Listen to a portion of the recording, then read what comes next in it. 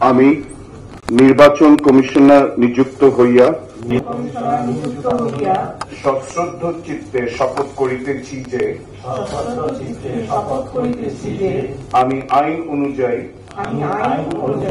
ও বিশ্বস্ততার সহিত আমার পদের কর্তব্য পালন করিব। আমি বাংলাদেশের প্রতি অকৃত্রিম বিশ্বাস ও আনুগত্য পোষণ করিব। আমি সংবিধানের রক্ষণ সমর্থন এবং আমার সরকারি কার্য ও সরকারি সিদ্ধান্তকে ব্যক্তিগত স্বার্থের দ্বারা